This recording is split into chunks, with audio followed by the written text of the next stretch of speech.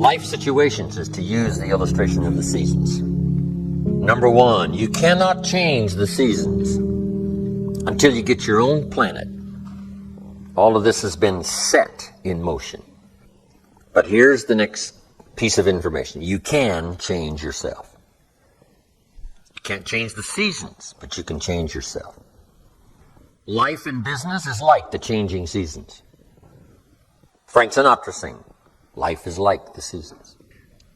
First, learn how to survive the winter. Speaking of life in its simplest aspect, the first key to learn in your life on the spinning planet is to learn how to survive. Now, there's all kinds of winters, right? The winter of the calendar, right? The winter of the actual season. But then there's financial winters and social winters, personal winters. But we understand those because we've all been through them. Now, here's the key on the winters. Some are long and some are short. Some are easy and some are tough. But they always come right after harvest, right after fall, autumn. So we cannot rearrange the coming of the winters. But here's what we could do. Get stronger, wiser, and better so that we can survive better. And our life will be less eroded by learning to handle the next winter. The next winter of a divorce, the next winter of an illness, the next winter of a death in the family, the next winter of a loss financially, the next winter of a crisis of whatever kind, to be better equipped. So here's the key, to learn the seasons so that you can approach it all in a very intelligent way. So you must think negative when it's positive. You must think winter when it's summer. Here's some of the best advice. It comes from classic tradition. A great story says, don't build your house on the sand in the summer. Why be given that advice? Because it's easy to get faked out in the summer. You must not be faked out when it's nice. You must think storm in the summer and not get faked out. And if you think storm, now you'll look for a rock on which to build your house. Now you're going to be safe. So you can't think nice when it's nice. You got to think storm when it's nice. The seasons are going to come and change. And if you're not educated to that degree, now you suffer a great loss. Now here's the next philosophy. The time to think positive is when it's negative. Why? Because the negative won't last long. How long is the winter? Isn't that long? Just hang on. It's not going to take that long. How long is the night?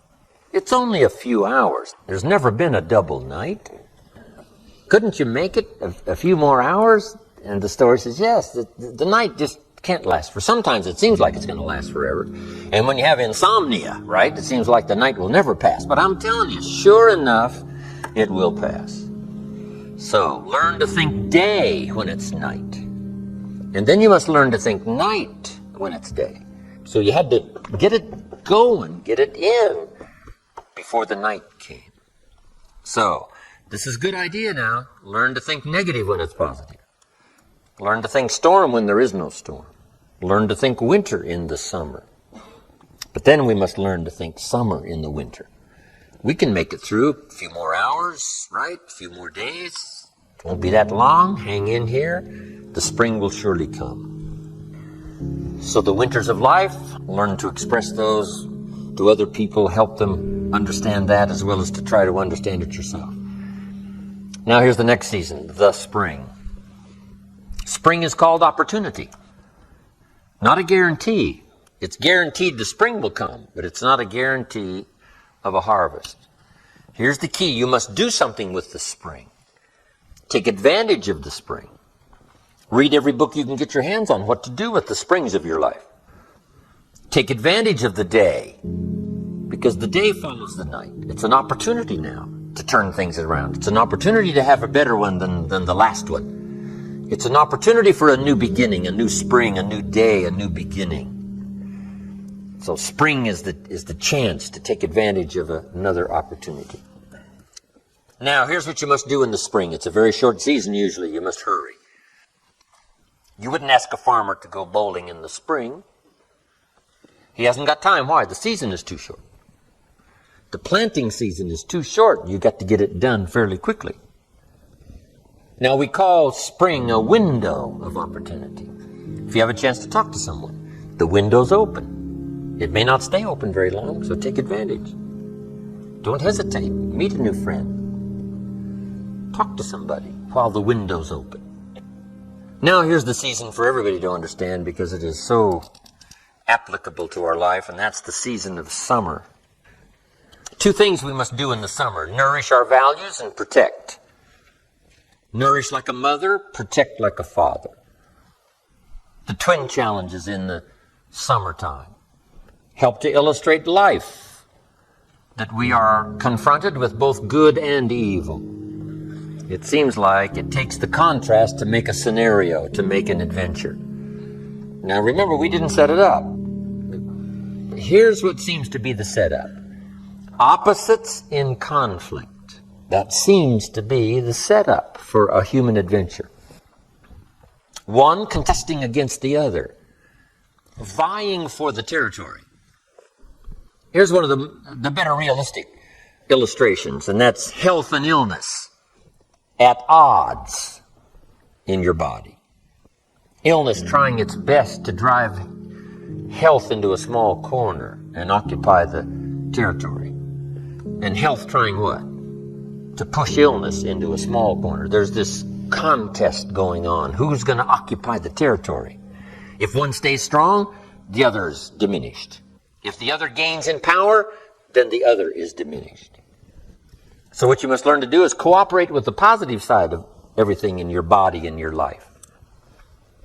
Sometimes we sabotage our own best interest. Because if we get weak, I'm telling you, it moves in, takes the territory. So we're in the middle of this contest, and here's what it's called: opposites in conflict.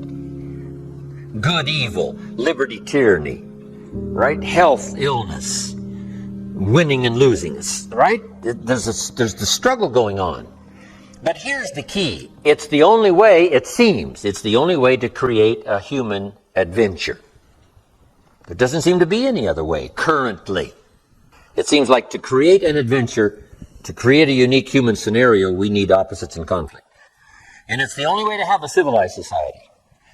And we've got to fight these skirmishes. We've been fighting them forever. We've got to fight them forever. Whether they're inside your own body or whether they're in politics, no matter where they are. We must play this game. We must fight this game. But here's what it creates: a great adventure. Let me give you the ultimate now. Could you win if you couldn't lose? And the answer is no, it doesn't seem like it. You couldn't call it winning. You can't win if you couldn't lose.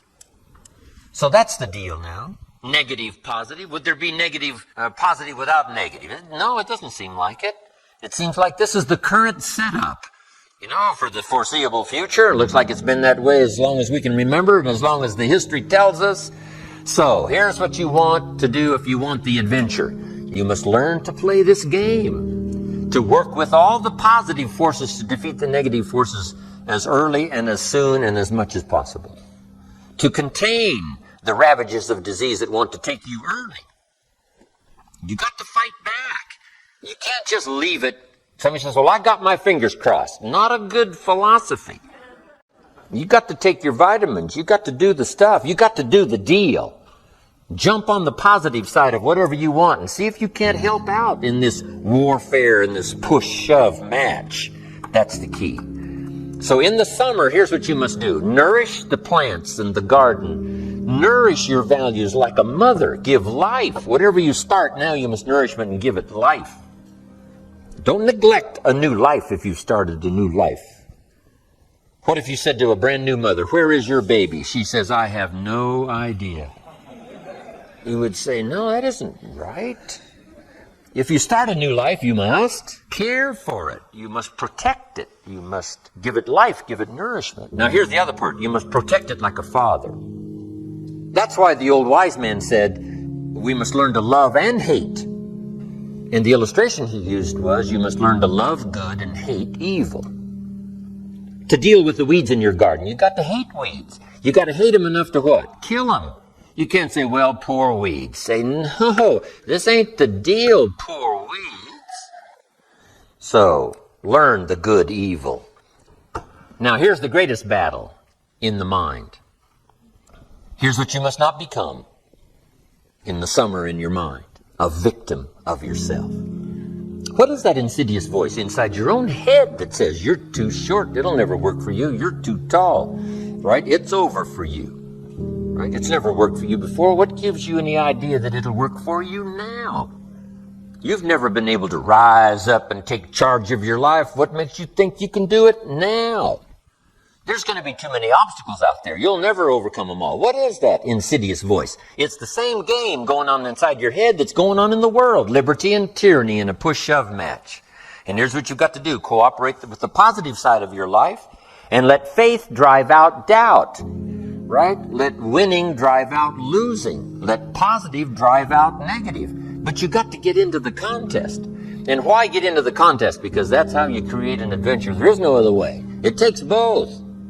You've got to learn to laugh, yes, but that's not what the wise men only said. You can't just learn to laugh and keep on laughing. No, that's silly.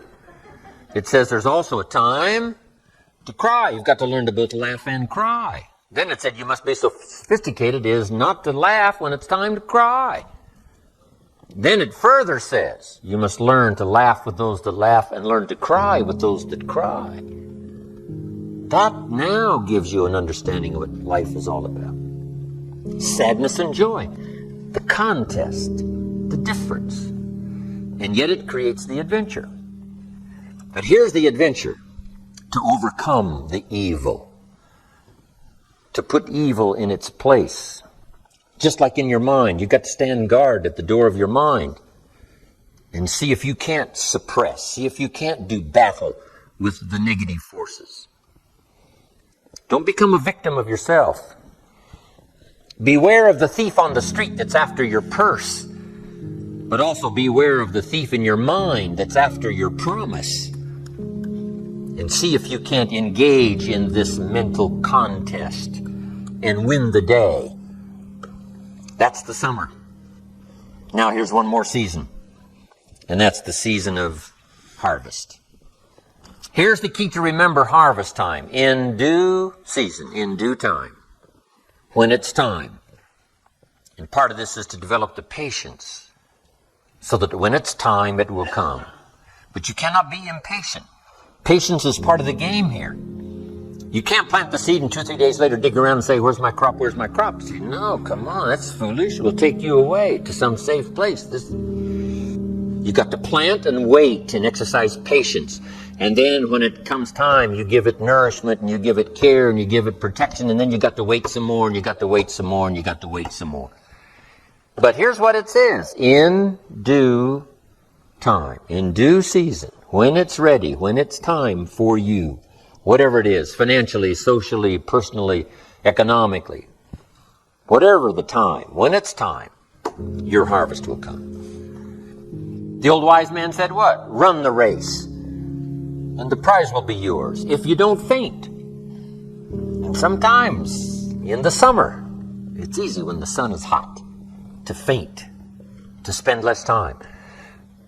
But if you faint not, if you're there ready after this activity of summer, do the summer work, nourishing, protecting, whether it's family, whether it's business, the work of summer.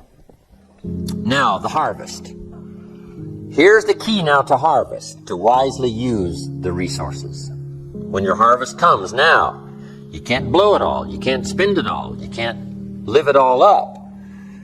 Remember the two parts to life. One, the full development of all your potential. Second, the wise use of all your resources. The management now of your resources when they come.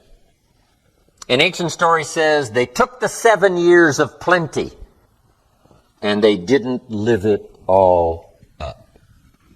What did they do? They used the 7 years of plenty to get ready for the next 7 years of famine. The first 7 to prepare for the next 7. So the subject of the seasons, so vital, so important.